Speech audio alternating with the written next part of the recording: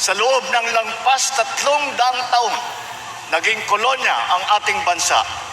Sa ilalim ng pamumuna ng dayuhan, dinanas ng ating mga ninuno ang kahirapan, kawalan ng katarungan at pang-aapi.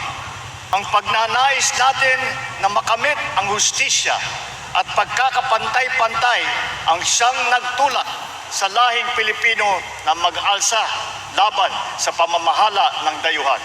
Umani ng matinding batikos mula sa international community ang pagkumpirma ng pamahalaan na kailangan pa ng Pilipinas ng pahintulot ng United States bago makabili ng karagdagang supply ng langis mula sa Russia. Kinumpirma ni Energy Secretary Sharon Garin na humingi ng permiso ang Pilipinas sa United States upang makabili ng mas maraming langis mula sa Russia.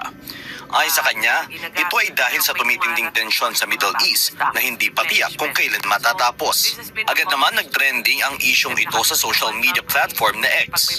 Maraming dayuhan ang nagpahayag ng kanilang sentimiento at kinwestiyon ang limitasyon ng Pilipinas sa pagbuo ng sariling desisyon na direktang nakakaapekto sa ekonomiya at mamamayang Pilipino. Sina Tamblot, Sumuroy, Daguhoy at Diego at Gabriela Silan ay ilan lamang sa mga naunang lumaban sa mga dayuhan. Ang pag-aalsa sa Bohol, sa Pidig, Ilocos Norte, sa Cavite ay senyales ng mga magting na pagnanais ng ating mga ninuno na maging malaya.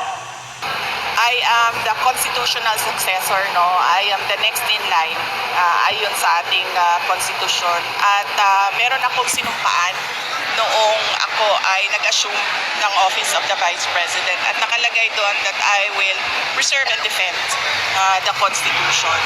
So, wala sa aking mga kamay ang pagsasagawa ng extra constitutional means, no, to overthrow the current administration. At hindi ko din gusto yon. Hindi ko gusto agawin yung posisyon ni Bongbong Marcos. Gusto ko makita ng taong bayan hanggang sa dulo kung gaano ka walang hiya si BBM.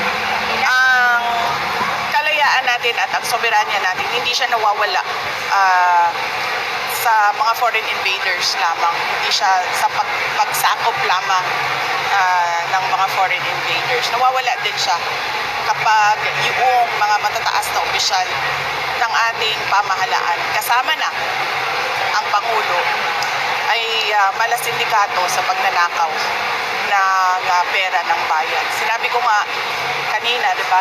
Every peso that is stolen is pagkawala ng dignidad ng bawat Subalit, dahil sa pagkakahiwa-hiwalay at kawalan ng isang layunin, hindi sila nagtagumpay.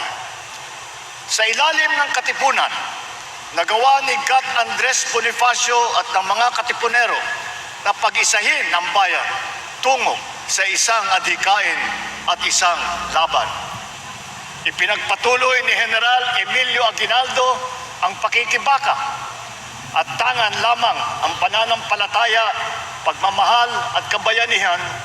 Itinaas ang ating watawat sa Kawit, Cavite na makasaysayang araw noong itong 1898. Dito ipinahayag na